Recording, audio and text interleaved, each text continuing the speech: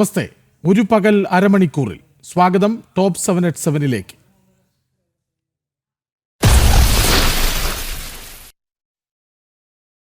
പാടിക്കേൾക്കാതെയോ പാട്ടുപാടാതെയോ എന്താഘോഷം, നൃത്തം പഠിക്കാതെയോ ചുവട് വയ്ക്കാതെയോ എന്താസ്വാദനം. ബംഗ്ലാദേശിൽ സംഗീതത്തിനും നൃത്തത്തിനും വിലക്ക്. ഇനി മുതൽ പ്രാഥമിക വിദ്യാലയങ്ങളിൽ സംഗീത കായിക അധ്യാപകരെ നിയമിക്കില്ല. രണ്ടും ഇസ്ലാമിക വിരുദ്ധമെന്നാണ് വിചിത്ര വിശദീകരണം. തീവ്ര ഇസ്ലാമിസ്റ്റുകൾക്ക് മുന്നിൽ മുട്ടുമടക്കി നിലത്തുകിടപ്പാണ് സമാധാനത്തിനുള്ള നൊബേൽ സമ്മാനം തലക്കെട്ടാക്കിയ മുഹമ്മദ് യൂനുസും സർക്കാരും. ഈ പോക്കാണേൽ ബംഗ്ലാദേശ് എന്ന് വിളിക്കേണ്ടി വരും. വിവരങ്ങളുമായി ഐസൻ ജോസ് ഒപ്പം ചേരുന്നു. ഐസൻ, എന്താണ് ബംഗ്ലാദേശിൽ സംഭവിക്കുന്നത്?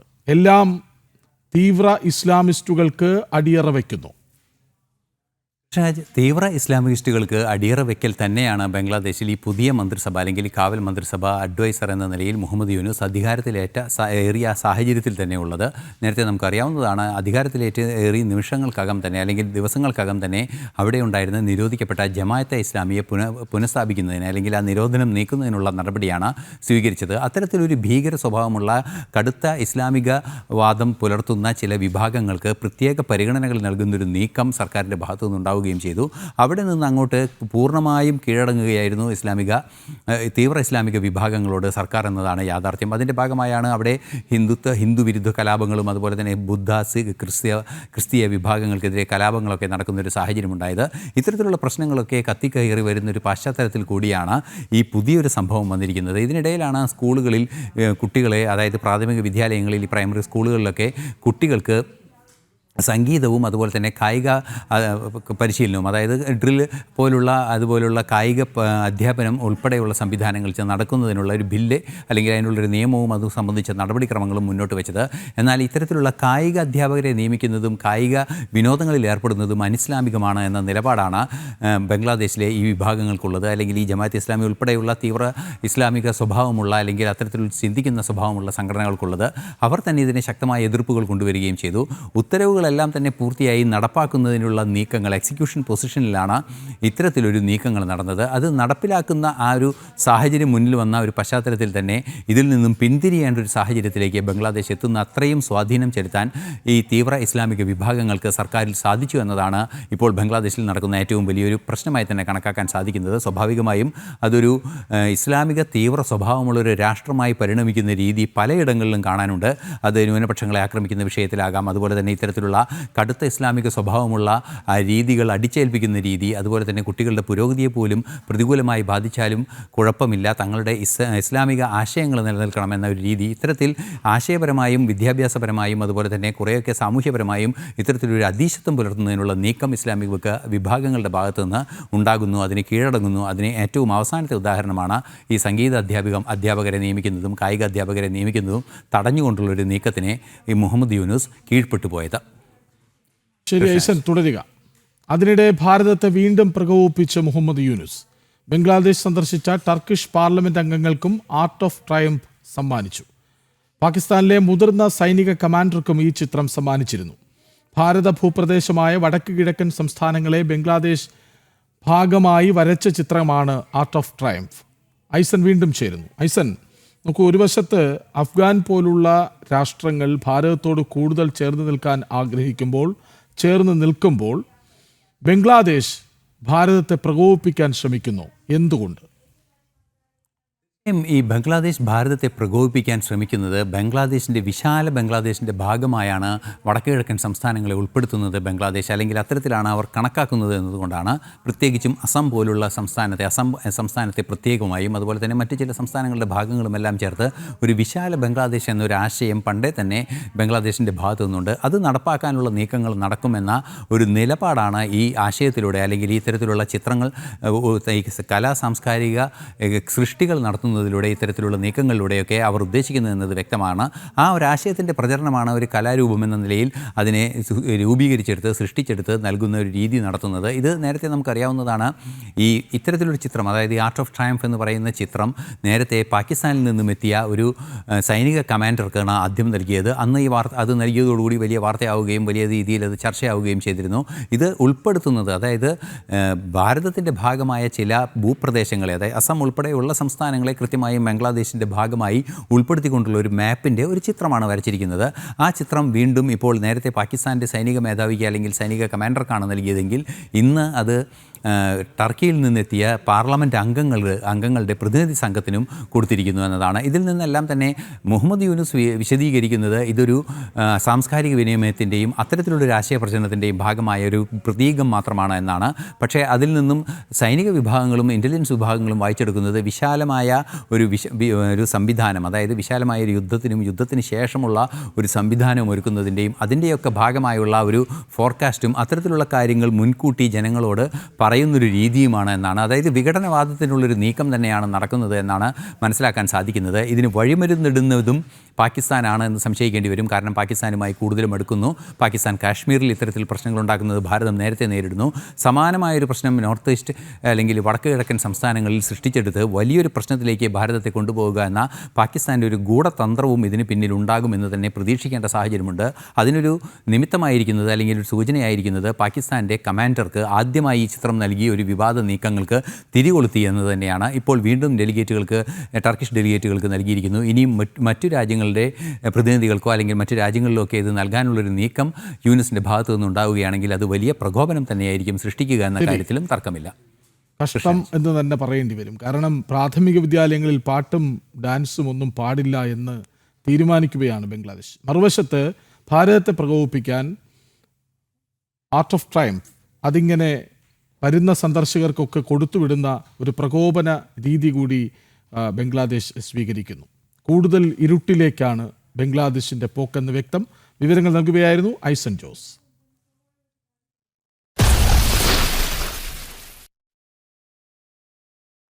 ഡൽഹിയിൽ പ്രധാനമന്ത്രിയെ കണ്ട് ക്രൈസ്തവ സഭാ നേതൃത്വം. ന്യൂനപക്ഷ അവകാശങ്ങൾ ചർച്ചയായി. സൗഹാർദ്ദപരമെന്ന് BJP സംസ്ഥാന അധ്യക്ഷൻ രാജീവ് ചന്ദ്രശേഖർ. കൂടിക്കാണൽ തുടരും. ഇന്ന് ഞാൻ പറഞ്ഞ പോലെ ഒരു കർട്ടസി വിസിറ്റും ആയിരുന്നു. ഇതുപോലെ മൈനോറിറ്റി റൈറ്റ്സിനെ കുറിച്ച് ഒരു ഡിസ്കഷൻ, പിന്നെ അവർക്ക് വേണ്ടി എന്താണ് സർക്കാരിൽ നിന്ന് സഹായം എന്ന് ഒരു ജനറൽ ആയിട്ടൊരു ഡിസ്കഷൻ നടന്നിട്ടുണ്ട്. അതിനെക്കുറിച്ച് പ്രധാനമന്ത്രി കൃത്യമായി പറഞ്ഞിട്ടുണ്ട്. ഞങ്ങൾ ആർക്കാണെങ്കിലും എന്ത് സഹായം ചോദിച്ചാൽ ഞങ്ങളതിന് മനസ്സിലാക്കാനും അതിന് വേണ്ടി പ്രവർത്തിക്കാൻ തയ്യാറാണ്. അദ്ദേഹം പ്രൈം മിനിസ്റ്റർ പറഞ്ഞത് I am at your service, I am always at your service എന്നാണ്. അങ്ങനെയാണ് വാക്ക് ഉപയോഗിച്ചത് നമ്മുടെ പ്രധാനമന്ത്രി. മൈനോറിറ്റി റൈറ്റ്സ്, മൈനോറിറ്റി റൈറ്റ്സിനെ കുറിച്ച് ഒരു ഡിസ്കഷൻ തുടങ്ങിയിട്ടുണ്ട്. ആ ഡിസ്കഷനെ കുറിച്ചൊരു ഒരു പാസിംഗ് റെഫറൻസ് ഉണ്ടായിരുന്നു ഇന്ന്. അത് പ്രൈം മിനിസ്റ്റർ പറഞ്ഞു അതിനെക്കുറിച്ച് ഞങ്ങൾ ചർച്ച ചെയ്യാൻ തയ്യാറാണ്.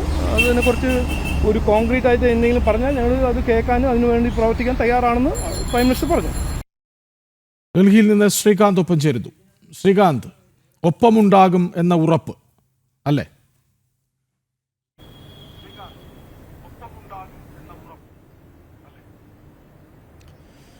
ഈ ഫരീദാബാദ് രൂപത അത് അതിരൂപതയാക്കി ഉയർത്തിയതിൻ്റെ ശേഷമുള്ള ഒരു സൗഹൃദ സന്ദർശനം എന്ന രീതിയിലാണ് മാർ റാഫേൽ തട്ടിലും അതോടൊപ്പം തന്നെ ഫരീദാബാദിൻ്റെ ഇപ്പോൾ പുതുതായി ചുമതലയേറ്റെടുത്ത അതിരൂപത ആർച്ച് ബിഷപ്പ് മാർ കുര്യാക്കോസ് ഭരണിക്കുളങ്ങരയും ഇന്ന് സന്ദർശിക്കുകയുണ്ടായത്.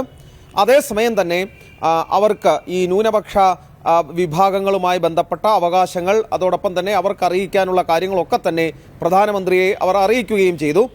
എന്ത് സഹായത്തിനും എന്ത് കാര്യങ്ങൾക്കും ഒപ്പമുണ്ടാകും എന്ന ഉറപ്പ് പ്രധാനമന്ത്രി ഇരുവർക്കും നൽകുകയും ചെയ്തു. ക്രൈസ്തവ സഭയ്ക്കൊപ്പം എല്ലാ കാര്യങ്ങൾക്കും അത് പ്രധാനമന്ത്രിയുടെ ഭാഗത്തു നിന്നുള്ള ഉറപ്പാണ് അവർക്കിന്ന് കിട്ടിയത്.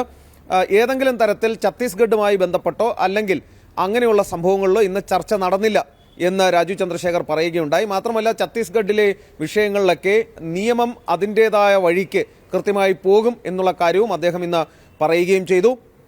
മാത്രമല്ല പ്രധാനമന്ത്രിയുമായി നടത്തിയ സന്ദർശനത്തിൽ ഏതെങ്കിലും തരത്തിൽ രാഷ്ട്രീയം ഉണ്ടായിരുന്നില്ല, അതൊരു സൗഹൃദ സന്ദർശനമായി കണ്ടാൽ മതി എന്നാണ് അദ്ദേഹം ഇന്ന് പറയുകയും ചെയ്തത്.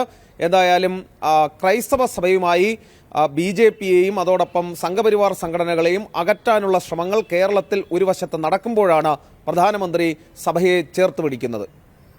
ശരി, ഡൽഹിയിൽ പ്രധാനമന്ത്രിയെ കണ്ട് ക്രൈസ്തവ സഭാ നേതൃത്വം. നിർണായകമായൊരു കൂടിക്കാഴ്ച. വിവരങ്ങൾ നൽകുകയായിരുന്നു ശ്രീകാന്ത്.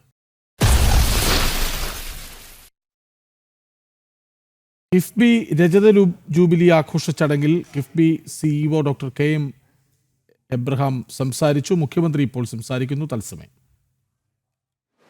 ആ ചരിത്രം നമ്മളിടക്ക് ഓർക്കുന്നത് നല്ലതാണ്. ഇന്ന് കാണുന്ന സൗകര്യങ്ങളോ അവസരങ്ങളോ ഒന്നും ഒരു കാലത്ത് നമ്മുടെ നാട്ടിലുണ്ടായിരുന്നില്ല.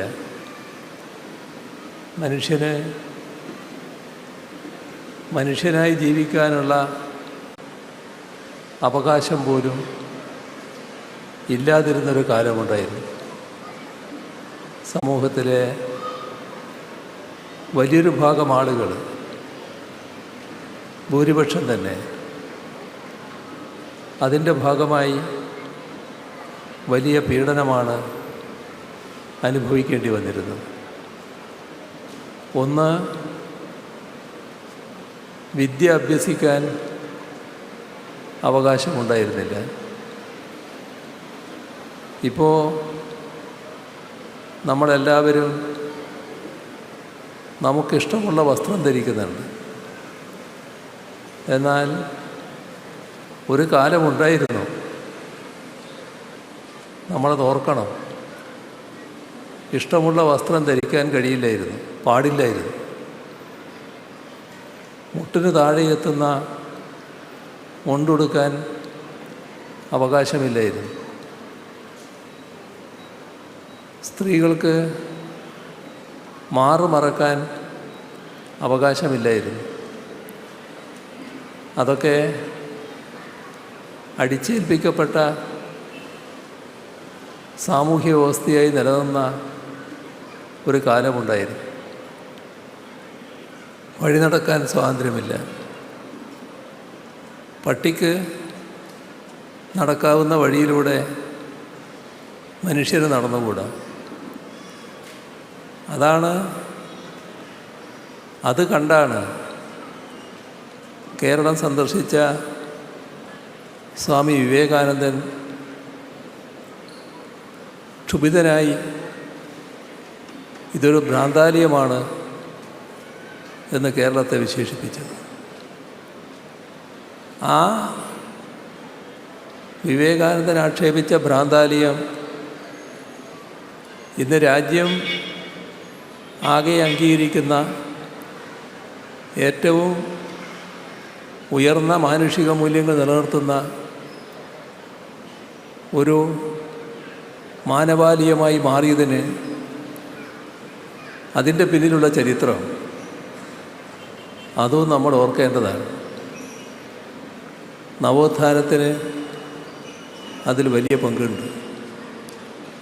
ജാതിഭേദവും മതദ്വേഷവും ഏതുമില്ലാതെ സർവരും സോദരത്വേന വാഴുന്ന നാടായി ഈ നാടിനെ മാറ്റാൻ വേണ്ടി നവോത്ഥാന നായകർ നടത്തിയ പ്രവർത്തനം. അതോടൊപ്പം വിദ്യാഭ്യാസത്തിൽ പ്രാധാന്യം കൊടുക്കണം. ഇനി ആരാധനാലയങ്ങളല്ല, വിദ്യാലയങ്ങളാണ് നിർമ്മിക്കേണ്ടത് എന്ന് പരസ്യമായി പറഞ്ഞ ശ്രീനാരായണ ഗുരു. അതോടൊപ്പം നാടിൻ്റെ പുരോഗതിക്ക് വ്യാവസായിക സംരംഭങ്ങൾ വരണം എന്ന് ആഹ്വാനം ചെയ്തവർ. വാഗ്ഭടാനന്ദനാണെങ്കിൽ ഇന്ന് കേരളമാകെ വലിയ തോതിൽ അംഗീകരിക്കുന്ന Uralungal labour contract cooperative society, അതിൻ്റെ തുടക്കം കുറിച്ചത് വാഗ്ഭടാനന്ദനായിരുന്നു.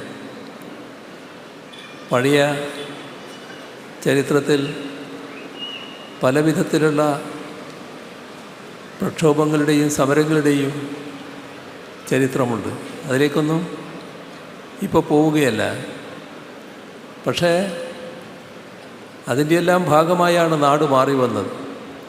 ഒരു കാര്യം ഓർക്കണം, നവോത്ഥാന പ്രസ്ഥാനം കേരളത്തെക്കാളും ശക്തമായ മറ്റ് സംസ്ഥാനങ്ങളുണ്ടായിരുന്നു.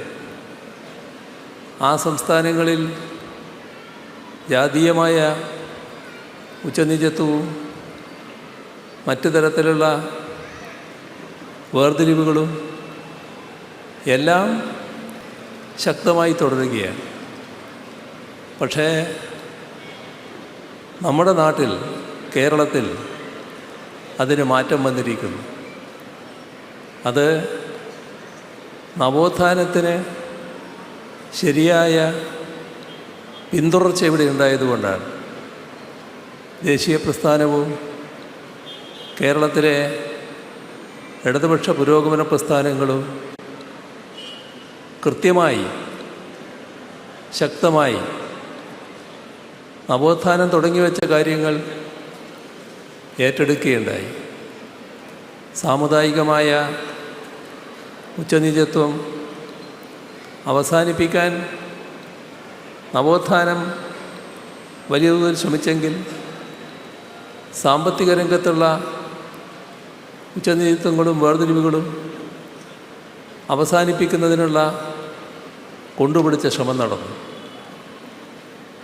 അതിൻ്റെ തുടർച്ചയായാണ് ഐക്യ കേരളം രൂപം കൊള്ളുന്നത്. ഐക്യ കേരളം രൂപം കൊണ്ടതിന് ശേഷം 1957 വന്ന ആദ്യത്തെ ഗവൺമെൻറ് നമ്മുടെ കേരളത്തിൻ്റെ ഇന്ന് കാണുന്ന വികസനത്തിനാകെ അടിത്തറയിട്ടൊരു ഗവൺമെൻറ്റാണ്. നമ്മുടെ കേരളത്തിൻ്റെ പ്രത്യേകതകളെക്കുറിച്ച് പിന്നീട് പഠിച്ച സാമൂഹ്യ ശാസ്ത്രജ്ഞരും സാമ്പത്തിക വിദഗ്ധരുമെല്ലാം ഒരു കാര്യം ഉറപ്പിച്ചു പറഞ്ഞു: കേരളത്തിന് ഈ രീതിയിൽ അഭിവൃദ്ധി ഉണ്ടായത് ഭൂപരിഷ്കരണ നടപടികൾ കാരണമാണ്. അതോടൊപ്പം തന്നെ മറ്റൊരു ഭാഗം കേരളത്തിൻ്റെ പ്രത്യേകതയായി അടയാളപ്പെടുത്തുന്നതാണ്. അത് പ്രവാസ ജീവിതം. നമ്മുടെ സഹോദരങ്ങൾ പ്രത്യേകിച്ച് ഗൾഫിലേക്ക് വലിയ തോതിൽ പ്രവാസ ജീവിതം ആരംഭിച്ചപ്പോൾ അന്ന് പോയവർ നാടിൻ്റെ കഞ്ഞികുടി മുട്ടാതിരിക്കാൻ വീട്ടിലേക്ക് അയക്കുന്ന പൈസ സ്വന്തം വീട്ടിലേക്കാണ് അയക്കുന്നതെങ്കിലും നമുക്കറിയാം പണം അവിടെ മാത്രം നിൽക്കില്ല, അത് സമൂഹത്തിൽ വ്യാപരിക്കും. ഇവിടെയും ഒരു കാര്യം ശ്രദ്ധിക്കണം: പ്രവാസ ജീവിതത്തിൽ വന്ന മാറ്റം. ആദ്യം നമ്മുടെ കേരളത്തിൽ നിന്ന് കഠിനമായ മനുഷ്യാധ്വാനത്തിന് വേണ്ടിയായിരുന്നു ആളുകൾ പോയിരുന്നത്. തോട്ടപ്പണി, കൺസ്ട്രക്ഷൻ രംഗം, അതുപോലുള്ള കാര്യങ്ങൾ. എന്നാൽ കാലം മാറി. ആ മാറ്റത്തിന് 1957 തന്നെ തുടക്കം കുറിച്ചു. അന്ന് ആദ്യത്തെ ഗവൺമെൻറ് സാർവത്രിക വിദ്യാഭ്യാസത്തിന് സൗകര്യമൊരുക്കി. നടന്നെത്താവുന്ന ദൂരത്ത് സ്കൂളുകൾ, കുട്ടിക്ക് പഠിക്കാനുള്ള സൗകര്യം, കൂടുതൽ വിദ്യാലയങ്ങൾ ആരംഭിച്ചത്. വിദ്യാഭ്യാസ രംഗത്ത് വലിയ മാറ്റം വന്നു. അതോടൊപ്പം തന്നെ ഉയർന്ന ഉന്നത വിദ്യാഭ്യാസ രംഗത്തെ സ്ഥാപനങ്ങളും വന്നു. കിഫ്ബി രജത ജൂബിലി ആഘോഷ ചടങ്ങിൽ മുഖ്യമന്ത്രി സംസാരിക്കുന്നതിന്റെ തത്സമയ ദൃശ്യമാണ് കണ്ടത്. ഇടവേളയ്ക്ക് ശേഷം തിരിച്ചു വരാം.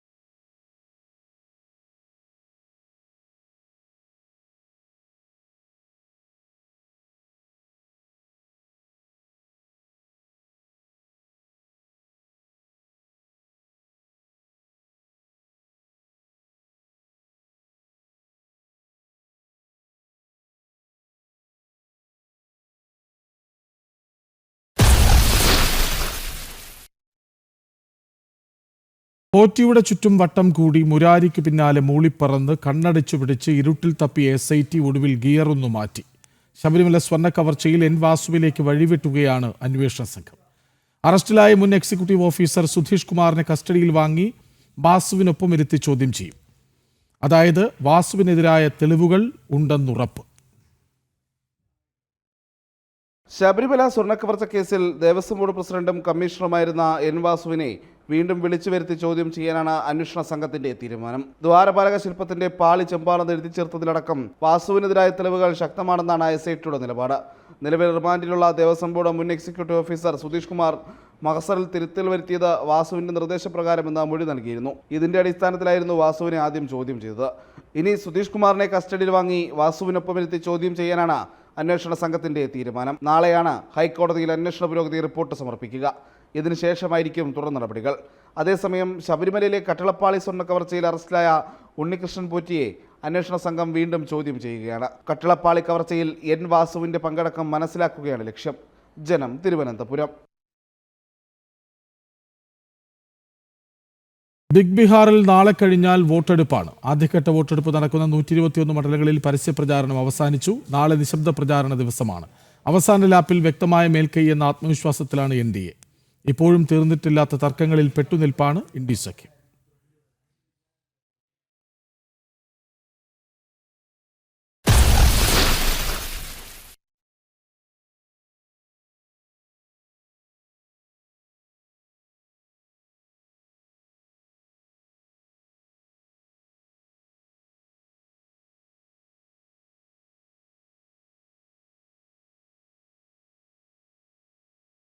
സൈന്യത്തെ അപമാനിച്ച് പ്രതിപക്ഷ നേതാവ് രാഹുൽ. രാജ്യത്തെ ജനസംഖ്യയുടെ 10% നിയന്ത്രണത്തിലാണ് സൈന്യമെന്ന പരാമർശം. ബീഹാറിലെ കുടുംബയിൽ നടന്ന പ്രചാരണ റാലിയിലായിരുന്നു രാഹുലിന്റെ പ്രതികരണം.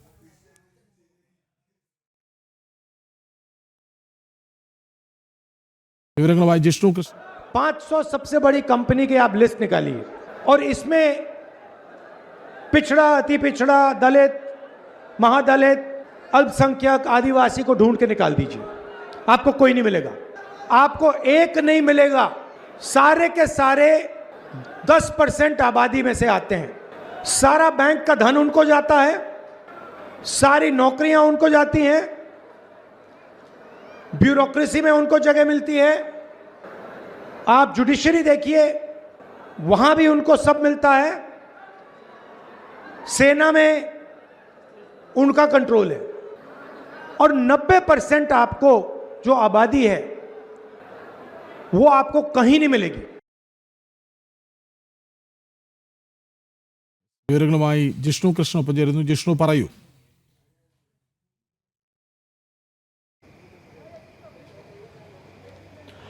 കൃഷ്ണാജ്, ബീഹാറിൽ നിയമസഭാ തെരഞ്ഞെടുപ്പിന്റെ പ്രചാരണം കൊട്ടിക്കയറുകയാണ്. അതിന്റെ പരസ്യ പ്രചരണം ആദ്യഘട്ടത്തിൽ വോട്ടെടുപ്പ് നടക്കുന്ന മണ്ഡലങ്ങളിൽ പരസ്യ പ്രചരണം ഇന്ന് അവസാനിക്കുന്നു. അതിനിടയിലാണ് കുടുംബയിൽ നടന്നിട്ടുള്ള തെരഞ്ഞെടുപ്പ് റാലിയിൽ ആ രാഷ്ട്രീയ ലാഭത്തിനു വേണ്ടി അല്ലെങ്കിൽ പിന്നാക്ക വിഭാഗത്തിന്റെ കൂടെ നിർത്താനും അവരുടെ വോട്ട് ബാങ്ക് കൂടെ നിർത്താനുമായി രാജ്യത്തെ സേനയെ അപമാനിക്കുന്ന പരാമർശം പ്രതിപക്ഷ നേതാവ് കൂടിയായിട്ടുള്ള രാഹുൽ നടത്തിയിട്ടുള്ളത്. ഇതാദ്യമായിട്ടല്ല രാജ്യത്തെ സേനയെയും പ്രതിരോധ സേനയെയും അതിന് നേതൃത്വം നൽകുന്നവരെയും എല്ലാം അപമാനിക്കുന്ന പ്രസ്താവനകൾ രാഹുൽ നടത്തുന്നത്. അതുകൊണ്ട് അതിന് പുതുമയില്ല. പക്ഷേ ഇത്രയധികം രാഷ്ട്രീയ ലാഭത്തിനു വേണ്ടി രാജ്യത്തിന് സുരക്ഷ നൽകുന്ന സേനയെ അപമാനിക്കുന്ന പ്രതികരണമാണ് രാഹുൽ നടത്തിയിട്ടുള്ളത്. അതായത് രാജ്യത്തെയും 10% വരുന്ന മുന്നാക്ക വിഭാഗത്തിൻ്റെ കൺട്രോളിലാണ്, അവരുടെ കൺട്രോളിലാണ് സേന എന്ന ലജ്ജാകരമായ പ്രസ്താവനയാണ് രാഹുൽ നടത്തിയിട്ടുള്ളത്. നിങ്ങൾ നോക്കിയാൽ 90% ദളിതരും മഹാദളിതരും പിന്നാക്ക വിഭാഗത്തെയും കാണാൻ സാധിക്കും. എന്നാൽ ഇവരെ ഒന്നും തന്നെ ഈ 90% രാജ്യത്തിൻ്റെ ജുഡീഷ്യറിയിലോ സേനയിലോ കാണാൻ സാധിക്കില്ല. അവിടെയെല്ലാം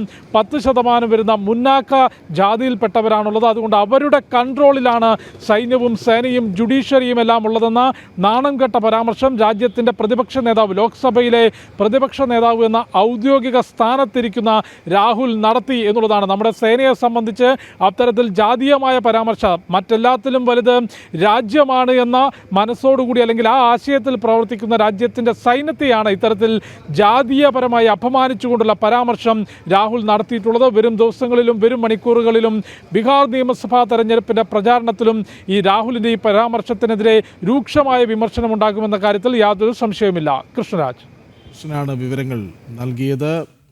ടോപ്പ് 7 at 7 പൂർണ്ണമാകുന്നു. നമസ്തേ.